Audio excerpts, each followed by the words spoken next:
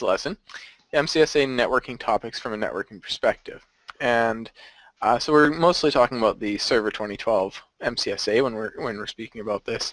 And just to sort of mention why I like to do this is because a lot of people sort of study for the MCSA and they like talk about the networking topics that are part of it, like, you know, DHCP, DNS, subnetting, and they get sort of a high-level understanding of it. But, you know, if you're really going to have a career in IT, you sort of have to have a really well-rounded understanding of how all the components fit together. Because I work with, there's people that I work with in my sort of day-to-day job, not at my company.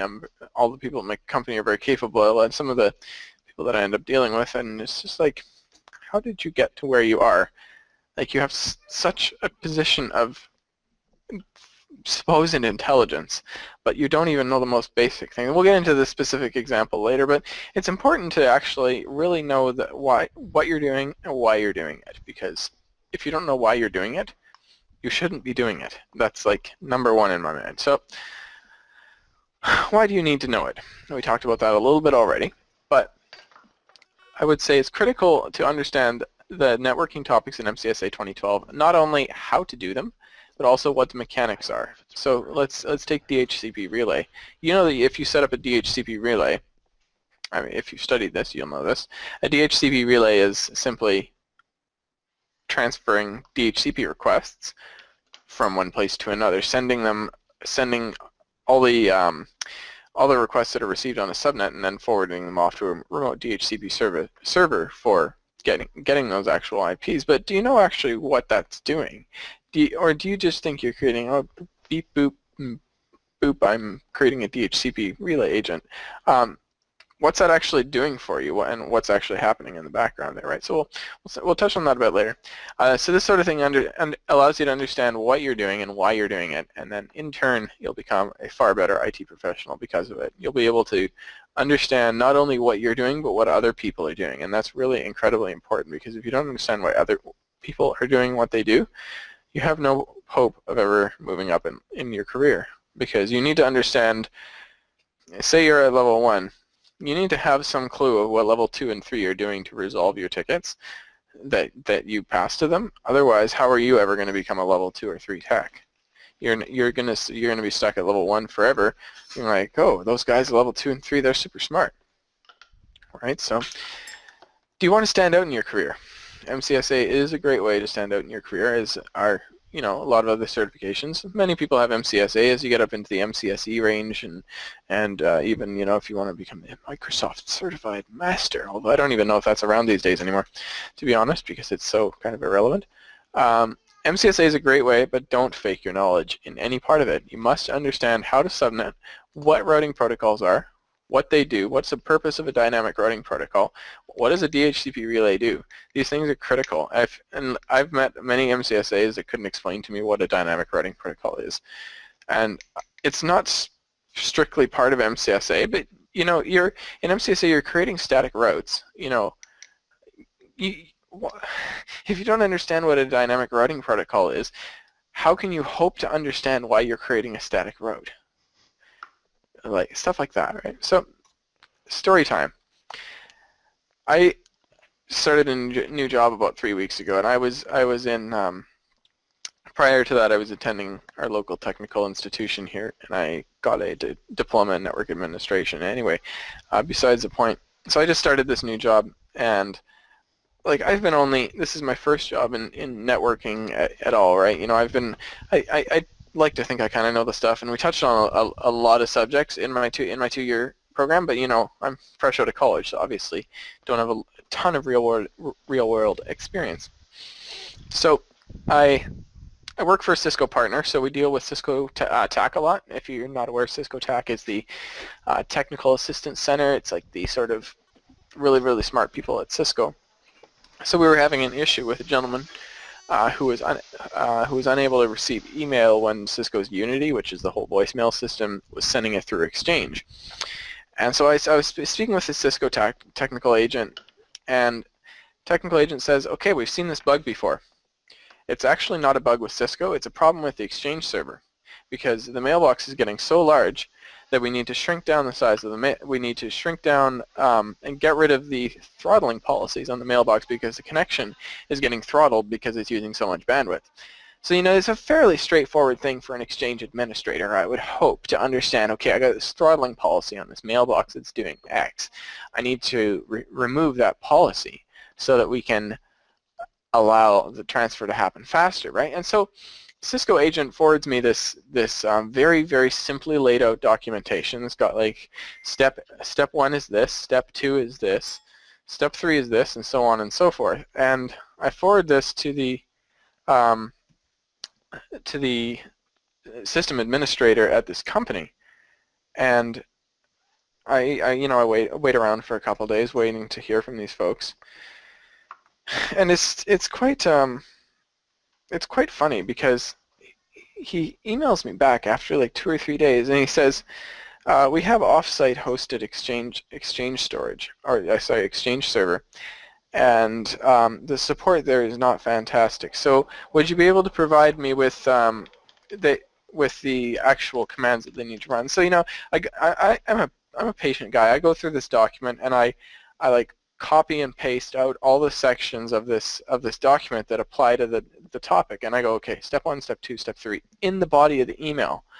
Like, I went and I pulled the appropriate parts of this document out, pasted it in the email, sent the email off. Like, I couldn't have gotten it clearer for these Exchange admins. And they come back to me with, these commands don't look like Exchange commands. I'm pretty sure these are Cisco commands. Now, if any of you have ever worked with PowerShell, you know what a PowerShell command looks like, right? It's like get dash whatever. It's like verb dash noun. It's very simple way that a PowerShell command is formulated. And Exchange Manager. Cisco commands? That's really funny. He literally sent me an email back saying, I don't think these are Exchange commands. I think these are Cisco commands, and like they're formatted exactly like your average PowerShell command. Fail. So what I want to do with this slide is I want to talk about how not to be that oops, I don't want to do that. I'm sorry. I want to talk about how not to be that person, because no one wants to be that person. So does anybody have any sort of ideas about things that you can do in your career to avoid being that person who's not going to know the critical piece of software? Not talk out your ass. That helps. That's definitely a great first step. I agree, because if you start trying to talk about things that you actually don't understand, and indeed in these guys' case, it seems getting yourself into positions that you aren't even capable of doing what you're being paid to do. That's just embarrassing for you. You don't want to be in that position of embarrassment where your boss is like, okay, or even not even your boss, like your client is saying, okay, my Cisco guy is giving me these Exchange commands, you need to run them, and the Exchange command guys are going back to the Cisco guy being like, I don't know what you're talking about, these are wrong, and Cisco guy knows what he's talking about on both Cisco and Exchange. The Exchange guy doesn't even know what he's talking about on Exchange.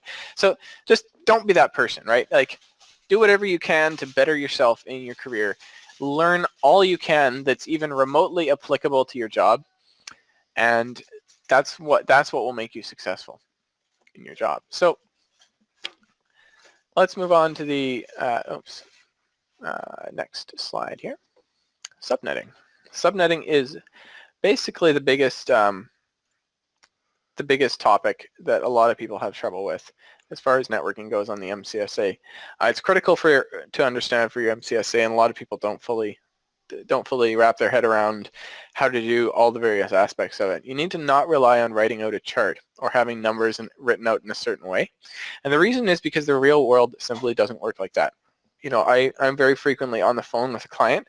The client will say, okay, we have this network, and we need to put our new server that we need a NAT rule created for on the last host in our /29. And do you happen to know what that is? So, you got to pull it out right like that. Are you going to wait, make your customer wait on the phone while you write out your 248, 16, 32, 64, 128? Oh, I'm sorry, sir. It looks like that would be minus 15. That's the broadcast. Okay, it'll be .70, sir. No, The that's only purpose in writing out the table is that you'll have a quick understanding of what CIDR blocks are to what subnet masks. You won't have to write the table out every time. If you've written the exactly. table out like 200 times, that was more what I was saying about writing out the table. Yeah, no, the table is great to use for repetition to actually get a handle on it. But the thing is, I guess what I'm trying to say is, once you get out into the real world, you need to know how to real world subnet, not use the chart. Because, and I say this because about half the people that I went through my class with didn't have a clue how to subnet without a chart. And if you're going to go work in a networking environment, that's not going to work for you. So, or even in like a networking, like a subnet heavy server environment, like a lot of NOC jobs, it's a lot of server stuff as well, and that's an easy, quite a common path to take into server administration is through NOC. So why don't I ask everybody, is there anyone who would like to follow along and do these questions as I go through them, or would you like me to simply demonstrate? Seth? Yep. Are you going to show how to answer subnetting questions before explaining what it is? You should do that first. I suppose I had the assumption that everyone would know what subnetting No, was. this is a lesson on subnetting from like a noob point of view. Fair enough. Okay, so let's step back one step for subnetting. So subnetting is the purpose of taking addresses that are in a larger chunk and making them into a smaller chunk. So say that you're given a network, I mean, you very rarely would be given a /24 by your provider, but say your provider gives you a /24, which is a 255.255.255.0 subnet mask. So that means that there's going to be 254 usable addresses.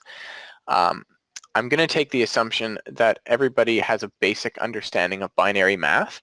If you don't have a basic understanding of binary math at this point in this video, you should probably go and take a look, and I'm speaking at this point more for the people who are watching a recorded version of this. If you're watching this live, feel free to follow along. You might feel a tiny bit lost not knowing binary math, but it'll be all good because you can go learn it after, and then even rewatch this video when we post it. So basically what you need to do is you're given a /24, 255.255.255.0 from your provider, and you want to break it down so you can use it more efficiently. Because say you have a point-to-point network, if you have a serial link between two routers, you're not going to need 254 addresses for that link. So you can break that /24 up into a lot of smaller chunks, including a /30. /30 will actually allow you 2 addresses, and it will take up a much smaller chunk of that overall number of addresses you have. So I just heard somebody else join, actually. I don't know. Yeah, I guess you saw that. I think it'd be good to really show them what this means, because a lot of people who attend our lessons have never even heard of subnetting, don't understand IP math, don't understand networking. It'd be great if you could show them the actual chart, for instance, that we were talking about, like a CIDR block, and explain. And while you're explaining what you're explaining, if we could see the CIDR block table and just kind of have a quick look at what we're talking about when we say /24. Oh, can you see the word as well? Jacob? Yes, I can. Perfect, thank you. So what's the last valid host on the subnetwork? 192.168.168.145.64. I'm just going to make this text a little bigger so you can see it a little easier. So it's /27, so we've determined that the subnet mask is 255.255.255.192. And we wrote out the number line previously as 128, 64, 32, 16, 8, 4, 2, and 1. Let's space those out a little more.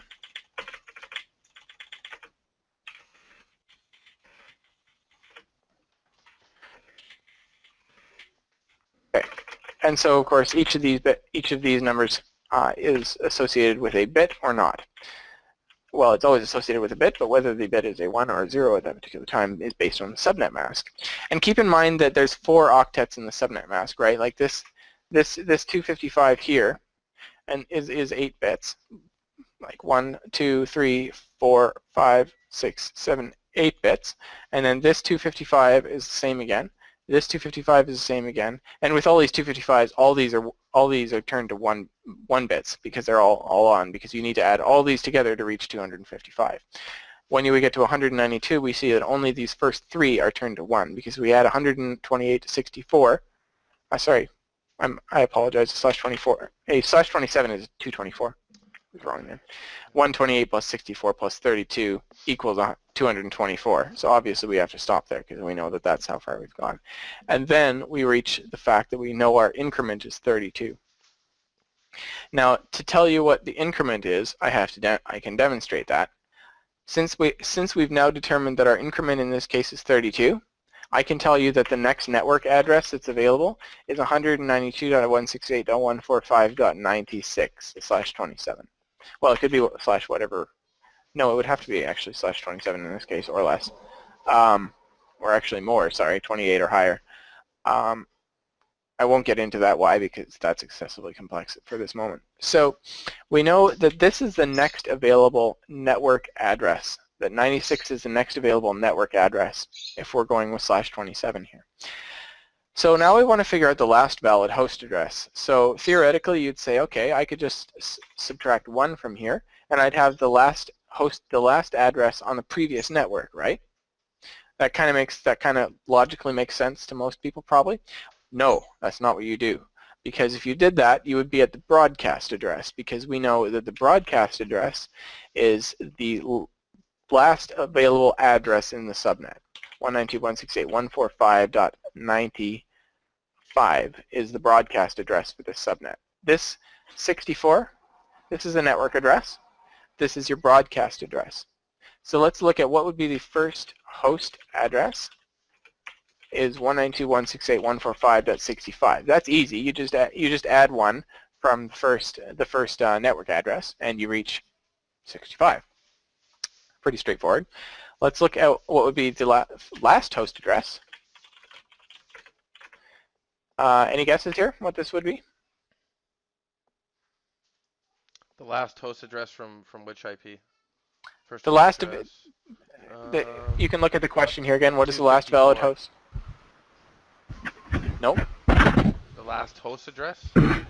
It'd be 192.168.145.254. No, it wouldn't be. That would be the case if this was a /24, because a /24 would give you would make it so that there was because we looked at the increment, right? And we determined that our increment was 32 in this case. A /24 would leave you with a 255 increment in that. Oh, sorry, subnet. Are we using a different cider block now, or are you just adding? Yeah, we've been using a /27 the whole time. No, I know that, but I'm asking. I thought you were saying what is the last address you could get if you started from 192.168.145.65. The last address I'm asking what's the last valid host address if your network address was 192.168.145.64/27. /27, the last network address? The last host address on that network. So the reason that is this is a common mistake that Jacob's making, so no problem. So the reason that that's happening is I misunderstood your question. Is all. Okay. So would you know the last host address then? No, because usually like in the Microsoft stuff, they just want you to know like this you can get this amount of subnets or this amount of IPs from this cider block. You don't. And we're gonna touch on that as well. But this is the exact same. Yeah. This is the exact same thing. This is just doing it from a slightly more abstract way, but it's the exact same skill because all you have to do, according to your Microsoft skill, your Microsoft skill that you're telling me then, you have to look at this. Look at that and tell me how many host addresses are in that. In /27? Yeah. How many host addresses? I could tell you how many. How many addresses? What's the answer based on Microsoft? I don't know how Microsoft will phrase the question, not being a Microsoft guy. 30 usable IPs, right? 30 usable IPs. You're completely correct. But 32 like the overall, but 30 of those are usable. 32, yeah, because you have to take off the top, the first and the first and the end. You're completely correct. First and the last one. You're completely correct. And so the first one is actually 64 because that's the network address, and the last one is this 95 right here, That's the broadcast address, right? But you're So you right, have I to take can't off do the it the first and other way. last. You're right, though. I can't do it Yeah, the other way. I can't go exactly. IP, which Exactly, is... and it's very interesting that you say that, because this is kind of what I'm trying to address with this, because a lot of people who are doing it the Microsoft way can only do it that way. And if that's sort of your case, there will be times in your career, albeit probably very rarely if you're a Microsoft guy, but there will be times in your career that you're going to have the question given to you phrased slightly differently. And if just because the question is phrased a little differently you can't answer it, that might be a problem for you, depending on what sort of position you're in. So it's important to be able to approach them from a variety of angles, for sure. But I also appreciate that that of course Microsoft tends to phrase things mostly the same way. It's just interesting that abstracting it that tiny bit makes it so much more difficult for everyone, actually. Because if you were to simply throw /27 at me and ask me how many usable IPs are in it, obviously 30. But I can do it just as easily this way as well. So it's very interesting. So we've established now that Jacob's told us that there's 32 usable addresses in 30 usable addresses and 32 addresses overall in a /27, and we were told that the network address is .64. So we simply added 32 to 64, and we find the next network address. The last host address is actually 192.168.145.66. 94. Because we can just take one away from the broadcast address at 95. Am I still live? Because someone just... Hello? You're still here, dude. I just have my mic muted, so I can't Okay, no, flash and it was... unmute it. Oh no, there it is. Okay, it was strange. It seemed like something quite actually dropped. Okay, so let's now that we've got this question done, let's move on to the next one. This is a very similar question, but doing it a little bit backwards. What subnet does the host 172.16.174.201/27 belong to? So we just established from the last slide that clearly a /27 has 32 addresses. 30 are usable. So now the trick is, so 201 is one of the addresses somewhere in that 30. But how can I actually figure out what the network address is? Because this question is asking me what subnet does the host belong to. So how would you even know, though? I just have a question. How would you even know, though, what IP you're starting at if you're given like a CIDR block /27? And that's exactly what I'm going to show you, because that's a very good question.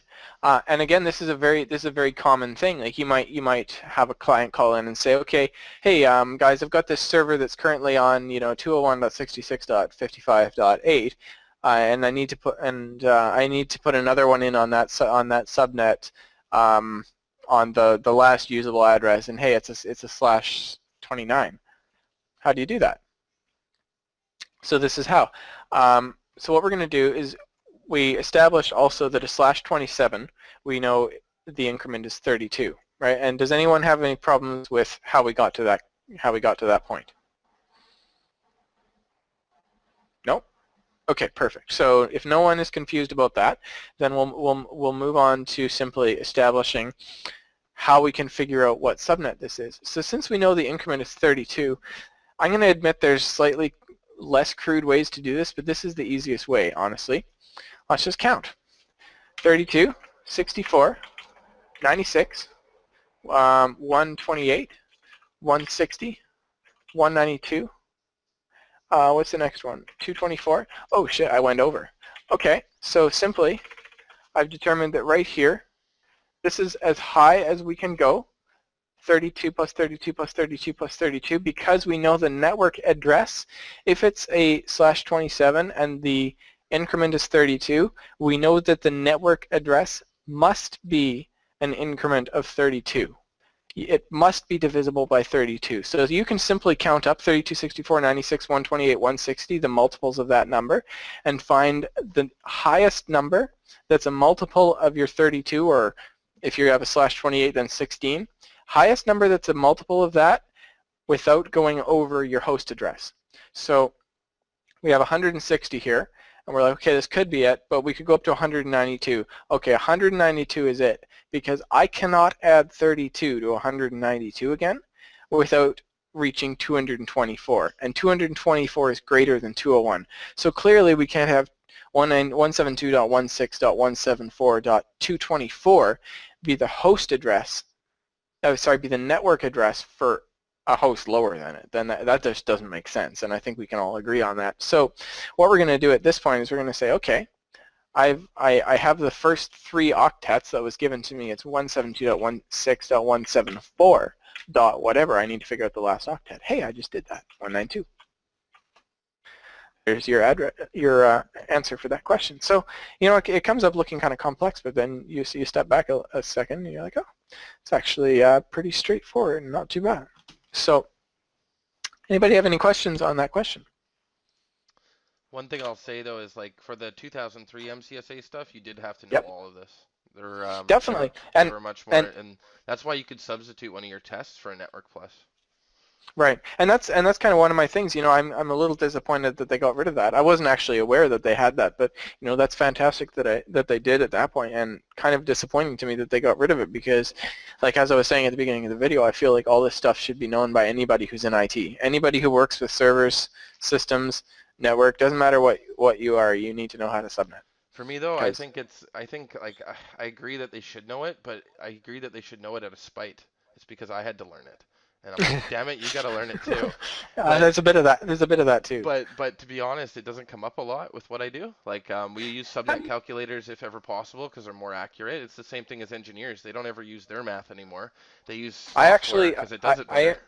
I actually don't. Well, I mean, for some engineers, but in my job, you know, we don't use subnet calculators at all. I think we would get laughed at if we pulled out a subnet calculator. So, I mean, it really depends on the culture of your company, but you know, it depends what kind of position you're in. You know, if you're a VMware admin and you're just, you know, spinning up VMs all day, yeah, I'm going to do a lot of subnetting. But it's still a skill, and I will maintain this, and some people will disagree with me, but it's still a skill that you really, really should know, because it's like, you just should know it, I feel.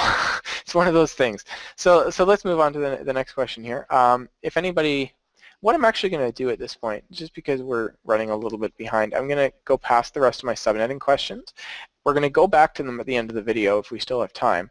And I'm going to talk a little bit about 2 more things that are pretty important to me. IP routing being the first of them. So what's the purpose of IP routing? Can anybody just give me a definition of why we need routing in this world?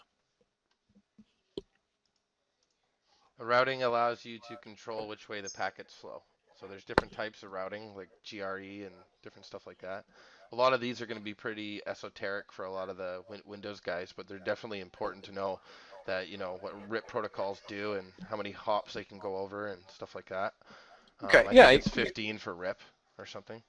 And then yeah, you're basically right. So the purpose of IP routing, and the purpose and how Jake described it, is very, very correct. I would describe it as, you need IP routing. The purpose of it is to make sure that routers can make effective forwarding decisions based on accurate knowledge. And routers need to have not necessarily a complete picture of the network topology to know where to send things, but they need to know the right picture.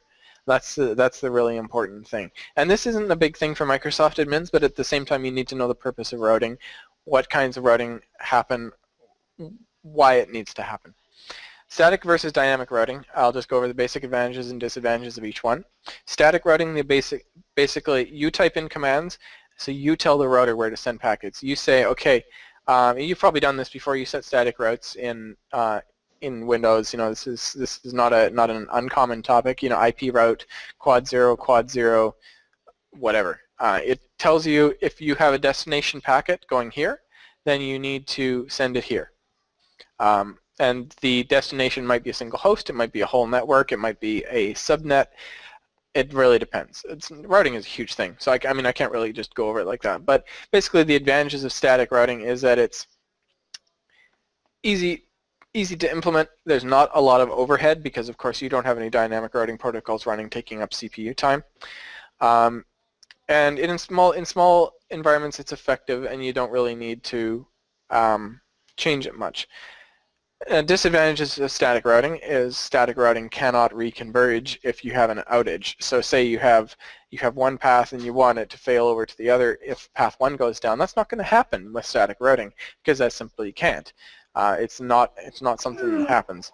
So then we move to dynamic routing, and clearly advantages of dynamic routing are that you can have quick reconvergence if the network goes down, finding alternate paths, less administrative effort because you simply plug in the networks, and I mean quite often, I mean there's significant optimization you have to do, but just to get it working it's much easier than static routing, and it's much more scalable. You cannot scale static routing. If you start going beyond, I don't even want to give you a number because you just shouldn't try to scale static routing to any point at all. It's the purpose of static routing is mainly to be able to give default routes out, such things like that. So DRPs, dynamic routing protocols. There are 4 primary that you should probably know about. RIP is routing information protocol. EIGRP is enhanced interior gateway routing protocol.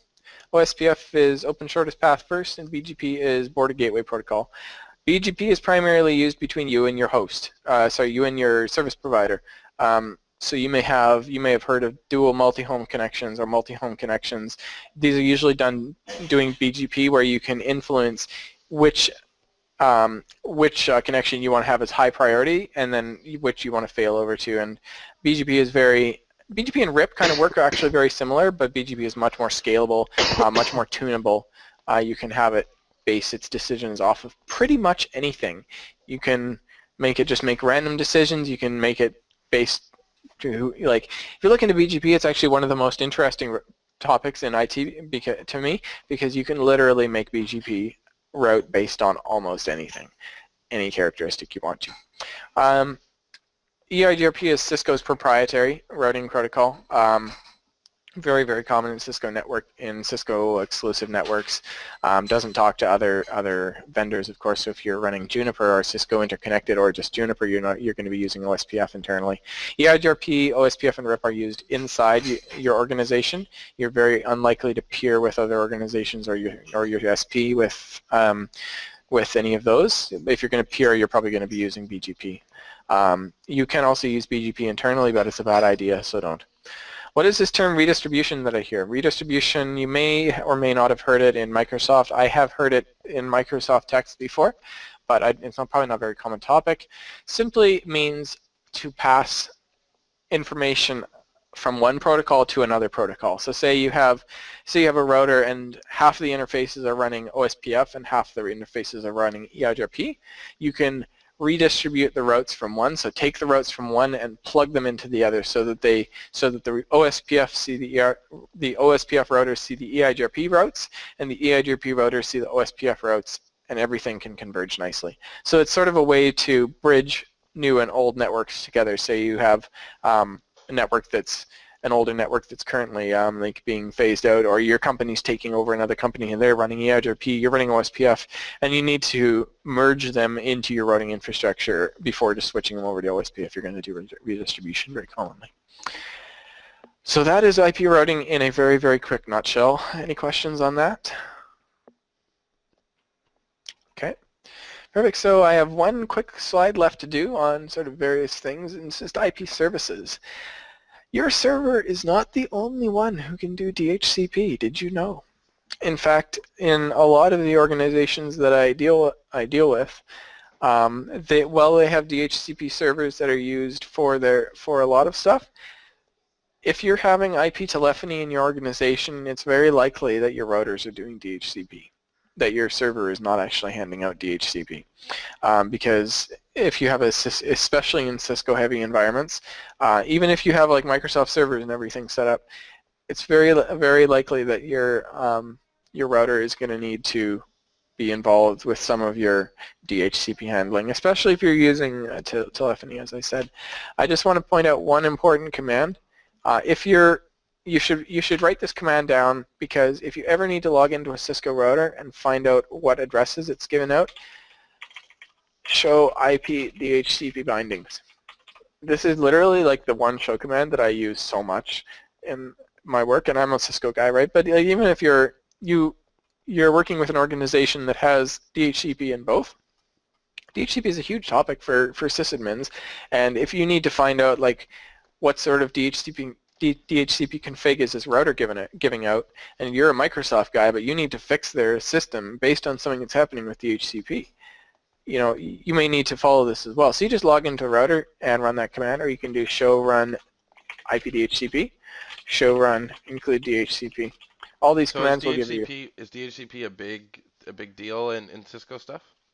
Definitely, it's used quite often. DHCP is the primary mechanism that Cisco IP phones use to discover the TFTP server. Boot up process for a Cisco phone is first it uses CDP, Cisco Discovery Protocol, to determine to get power from the switch, get VLAN information, and then it will use DHCP with the option 150 in it, which points to the TFTP server. Just pulls it right from there. So that's why you very commonly will see DHCP configs on a router. Well, DHCP can be a little bit complicated if you're talking about like how to do like PXE boots and different stuff like that. But for the most part, what I see in a lot of organizations is a mixture of like the routers doing DHCP, and because in Windows Server and DHCP you can go and like specify that your Cisco routers are doing this part or that part, and just have your Windows servers handle the connections to actual clients and let phones be done by the routers. That's quite often what I see as well. So that's why I say you may one day need to troubleshoot some of that, right? And even if the Cisco side isn't part of it, you should know how to log into a Cisco router and see the DHCP config. So those are the 3 commands that'll do that for you. And then you don't really need to understand Cisco configs to understand what it means. Show run IPDHCP will just show any statements that were configured that have the DHCP command in them. Basically the same as show run include DHCP. And show IPDHCP bindings shows the addresses that are currently given out by the router and what MAC addresses they correspond to. So obviously useful troubleshooting information. DNS use in networking, it is used for routers. You'll assign often if you're using SSH on your routers, you need to enable DNS. I'm not entirely sure why that is. It's kind of odd. But yeah, you do need to set your host name and that you hook your Cisco router up to DNS server. And it's also obviously using DHCP. You hand out your DNS server address. Cisco routers are not DNS servers, to the best of my knowledge. Although I'm sure, good Lord, I'm sure Cisco has an offering for a DNS server. Cisco Unified DNS Configuration. It wouldn't surprise me to be the next thing, but it's not a big thing at least. Finally, what is DHCP Relay truly? DHCP Relay is, all it is an interface that's listening for DHCP requests and forwarding them to a specific address. And it's not specifically DHCP requests. It's simply port forwarding. Don't think of DHCP Relay as some magic sort of, I'm listening for cool DHCP requests and I'm going to send them to the specific. It's literally just port forwarding. And that's how you configure it on a Cisco router. You just port forward. You say, hey, I want to forward these ports to this server. And it forwards the ports to the server. So any requests that come in on those ports, it's say, okay, these ones go here, and then the server knows to send it back to the router because the router attaches. I lost my notepad, so this is, I think it's option 81. A Cisco router will attach to, and then the DHCP server knows where to send it back to, and then yeah, it just goes from there. So Microsoft tends to abstract these components to make it seem like they're not simply what they are. But don't think just don't get wrapped into Microsoft's way of thinking that this is some Microsoft unique, very proprietary. Oh, we know how to do DHCP relay. No, it's just port forwarding. Simply, like if you don't understand that concept, you just look up what ports does DHCP use, and you could understand. Okay, if I have someone listening on. I can't actually remember the ports right now, which is really terrible of me for DHCP. I'm sorry. I know they're UDP. It's just UDP port 69. What? There you go, UDP 69. So it's just a listener on UDP 69 that forwards to a specific server. Don't get too caught up in that. This is just a diagram of basic and an option 82. My apologies. So yeah, this is basically what happens. IP helper address takes the DHCP request, unicast the DHCP server. DHCP server, if it's option aware, 82 aware, it will use appended information. Microsoft servers are option 82 aware. When you say Um, option 82, can you go into specifics about that? Because I learned all about DHCP options, but I didn't know they were a Cisco thing. I thought they were a Microsoft only thing. no, absolutely not. Options are DHCP thing, and so you can go into any Cisco router and do IP option 150 IP whatever, and or option 122 IP whatever, and the options are not determined by Microsoft. The options are determined by the RFC for DHCP, and so you can go into RFC for DHCP and set up whatever of those options you need for your environment on a Microsoft, Linux, Unix, or Cisco DHCP server. It will all work the same. So I shouldn't say that. Like, it doesn't work the same, but they should have all the same meanings across all platforms. If you try to set option 150 on a Microsoft server to hand it out to Cisco phones, it's not going to work quite right. Mike, I forget the port that's sorry, the option that's used in Microsoft land for FTP server, but I think it's actually like the thing is it's the same option all around, but like if you do it on a Cisco device, the Cisco device expects you to use option 150, and if you do it on a Microsoft device, the Microsoft device expects that you should be doing that on a different option, even though it's all defined in the RFC. So it can get really abstracted, but it can be kind of frustrating at the same time. Option 82, let me pull up my notepad here because I wrote a few notes on this down before. Just bear with me 1 second here. Option 82 is the DHCP relay information option. So basically you can have issues with Microsoft DHCP servers trusting Cisco routers, trusting that the information is coming from a trusted source. So what you can do is set this DHCP relay information option 82 whatever, and it will set a flag that the Microsoft DHCP server will look for, and it will be like, okay, this is okay to give requests to this guy, even though the request is not actually coming from this IP that it's coming from, because Microsoft DHCP server will see the request coming without the information option set, and it will be a little bit scared because it will think that this isn't trusted, that the source address is being spoofed because it's coming from, it's being sent by the router, but it's saying the request is not for the router's MAC address. So the DHCP server gets confused by that, but that's offset by option 82. So I think that's about all that I had for that. Now I can, if anyone would like, I can go back and continue to work on some more subnetting questions. Jake, what's your thought? That'd be great to kind of see them. And I just wanted to segue a little bit about Windows and how that's important, because most of the guys are chasing Microsoft stuff. Of I course. just learned a lot of important things actually. I didn't know that DHCP options was not exclusive to Windows Server, because with Windows Server you can go and set up your scope options or what's called your server options in DHCP, which are DHCP options.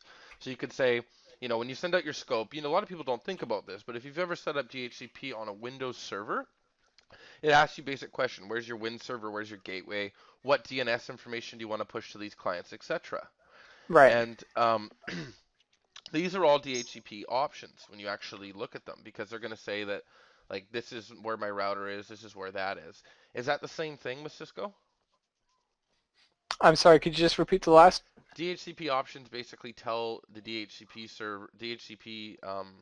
receivers, the people who are receiving the DHCP IPs, where to go for wins, where to go for gateway, where to Yeah. go for, yeah. And so, yeah, I didn't realize that's part. And you know, there is in each MCSA book I've read, there's a whole chapter on networking, and networking usually will go into like DHCP and DNS and how these all kind of have to do with one another. But yeah, Right. I'd love to hear what you have to think of that about that, and also see the questions that you have ready for us. Definitely, yeah. It's interesting because I mean, Microsoft almost makes the options a little more clear, because I believe if you're going to set a DNS server for an option with DHCP and Microsoft, it's actually set as a specific a specific number. Like I think it's 007, I believe, is, or 003, I want to say, for DNS servers. So that's actually given an option number in the world of Microsoft. But as far as Cisco goes, you know, if I'm going to configure a DHCP scope on Cisco, I can show you how I would do it here. Bear with me a second. Actually, just as simple as doing. That'd be great to see. IP DHCP. First you do your excluded address, x.x.x.x to x.x.x.x. So that'll just exclude certain things from the scope. It's been actually a while since I've set it up, so let me just Google this. Even as a Cisco professional who sets this up, IP DHCP pool, yeah, of course. So then what you'll do is just IP DHCP pool name. So you'll just put like whatever you want, and then you would go. I believe it's network 172.20.19.x 255.255 or just not 0, sorry. 255.255.255.0. So that will make your pool of addresses that you're giving out 172.20.19.0.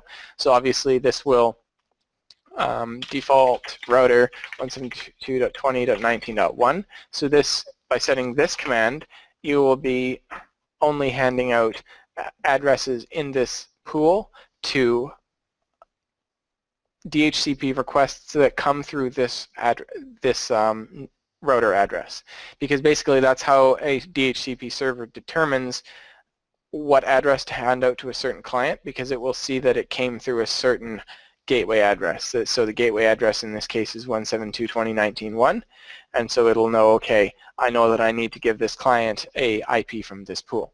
Then what you're going to do is do domain server, DNS server, something like DNS server or domain server.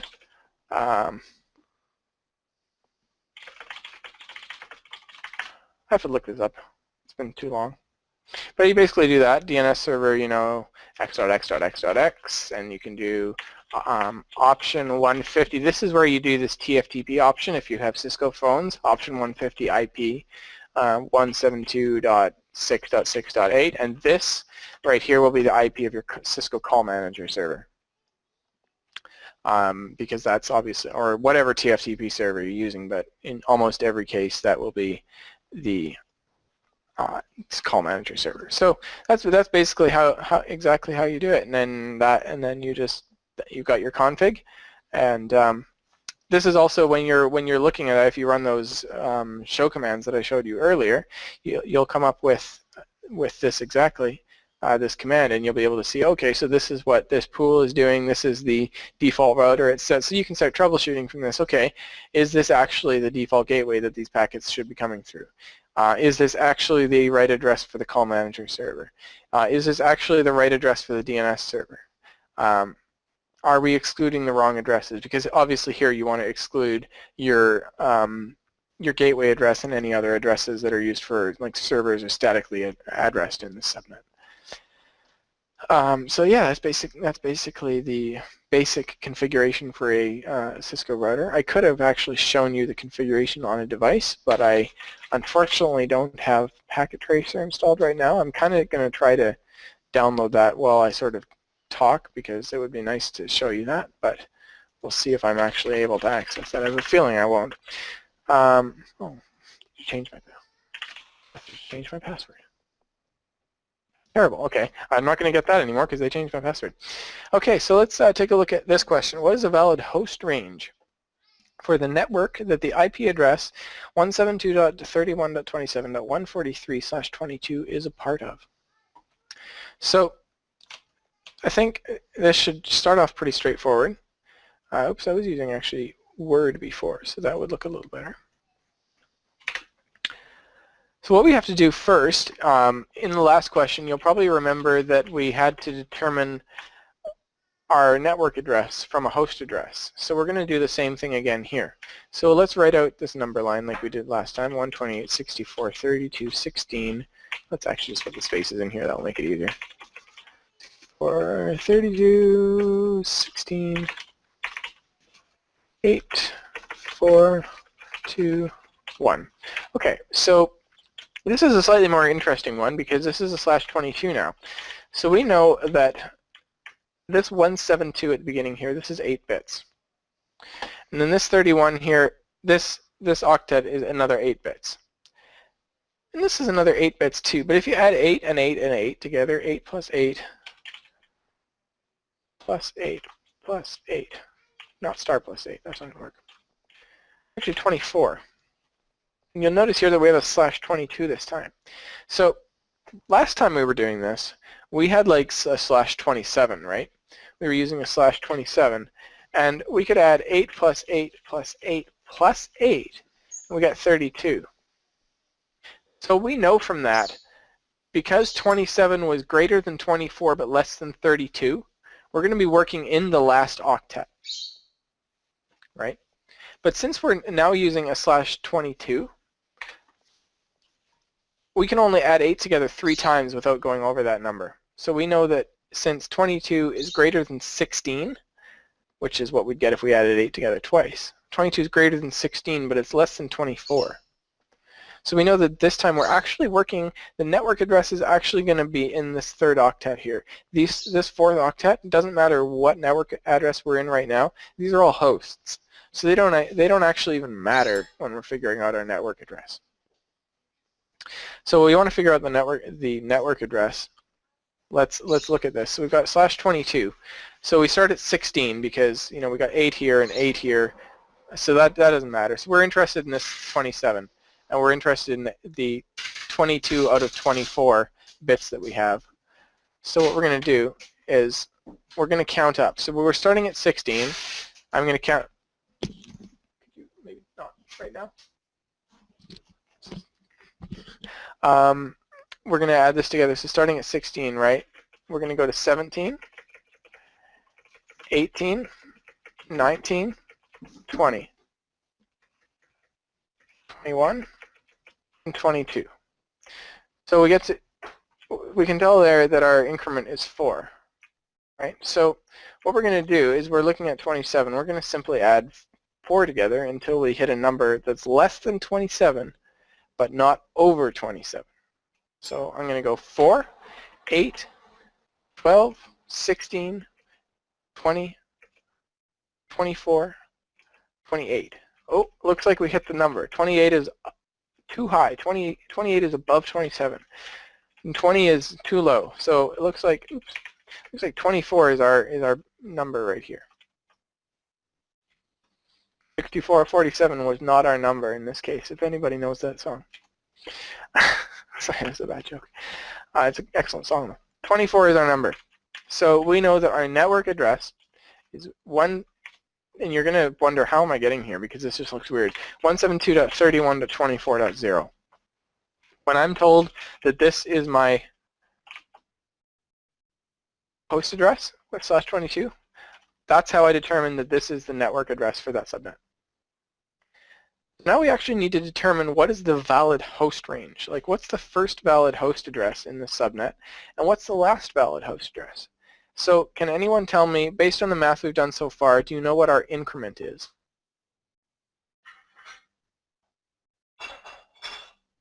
No? Okay, so the increment, we're going to go back down here. I can't go down that far. We're going to go back down here, and we're going to look at the last number that is that the bit corresponding to that number is a 1, not a 0. So the last number here that has a bit that's a 1 is the 4. Because you see this 2 and this 1, these are both still, let's put zeros here so it's really obvious. These are both still zeros. We haven't changed those over yet. So this is a 1. This 4 is the last number available that's still a 1. And we can also see this here because when I was counting up, I was incrementing by 4, trying to find that network address that we were looking for. So we know our increment's 4. So let's first find our first valid host. Our first valid host should be pretty easy because we just add 1. Now you have to consider where are you going to add that 1 to this to get our first valid host address. Are you going to add 1 to this or are you going to add 1 to this? Anyone know the answer?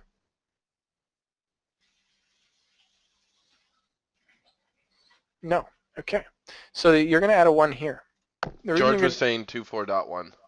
Okay, perfect. I can't see George because I got everything up here, but good job, George. You got it perfect. Yeah, sorry, I walked away for a minute. Oh, no worries. So yeah, if you incremented this, you'd obviously be incrementing the wrong offset. So you're going to increment that to 1. I'll just leave that there, and we'll put that here. 172.31.24.1 is the first valid host address. Now the slightly tricky part is to find the last valid host address. So we determined just a second ago that our increment is 4. So we're going from like 4, 8, 12, 16, 20, 24. Actually, we just found it here. 28 would be the next network address. I gotta cut the video short because it's already an hour-long video. It's a pretty big file. Okay. So can we just finish? Yeah, you can continue the lesson. I'm just gonna let you guys know we're gonna cut the video short. Thank you guys for watching. We will be doing more subnetting with Seth. There you go.